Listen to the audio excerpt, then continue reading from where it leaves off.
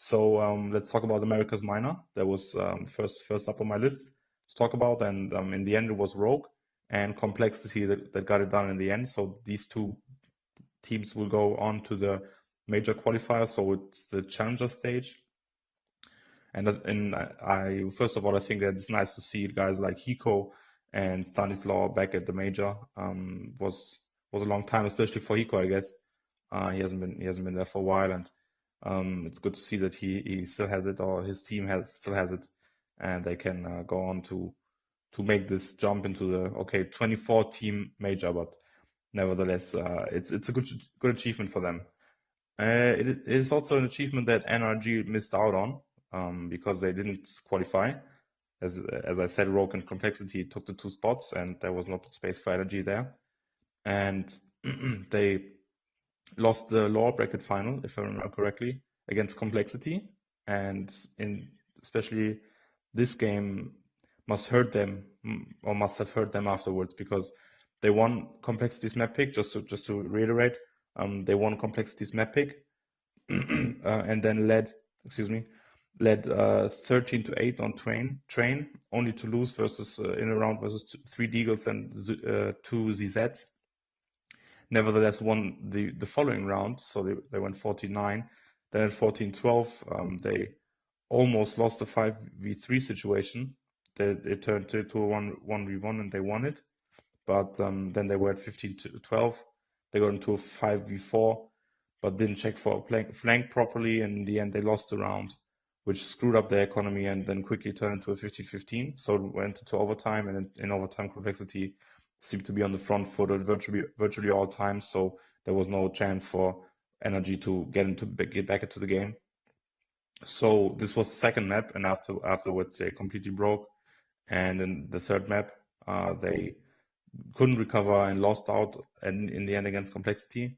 Then went into a match versus E United in the I don't know the name. I don't really remember the name, but they afterwards went into a match versus E United, and lost against them as well. So which is a team that in the end lost against compLexity in the consolidation final, lower bracket. I don't know, something like that. But in the end, they lost. United being they lost against compLexity quite decisively, so to say. But in the end, it's over for them. NRG didn't make it, and for them it's especially annoying because together with Team Liquid, they were actually the 2 best teams in NA, or let's say it like this. They were definitely the best tier 2 NA team of the last few weeks, if not more. So it was actually expected of them to make it to this major. But although this definitely stings, and I guess it really does sting to lose out like that, to lose out in that fashion, because they actually had it in their pocket against compLexity already, and only had to, or would have if they then had to win. They only had to win 1 series out of 2 against Rogue in the what is it called, the winner bracket final or upper bracket final. Or if they didn't win that, then they would have only had to win against, depends on who then won the series between compLexity and United. But they didn't do it. In the end, it stings, of course, but it's not the end of the world for them if they don't disband, which I don't think they will, because they had the great showings before. And next up for them is IEM Shanghai, where they actually have a very good chance to place or to place very high, because let's say it is even expected of them, because the only other teams in real contention are Tai Lu, Hellraisers, which I will talk about in a minute, and maybe Gambit. But the other teams there's one other team that's going to partake in IEM Shanghai, and I will talk about them later on in this podcast. But these are the 3 teams that are actually in contention for winning the whole thing when everything goes as expected.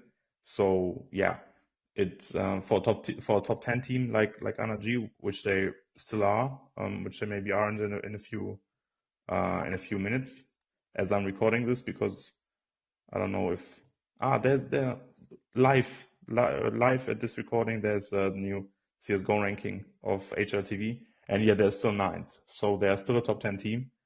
And yeah, for a top 10 team, these opponents like Hellraisers, who's now 15th, Tailu 16th, Gambit 18th, so they're only top 20. Yeah, NRG is expected to place well in this tournament, so it will be interesting to see if they're actually able to do that after missing out on the major qualification. But yeah, that's it about NRG and the Americas minor.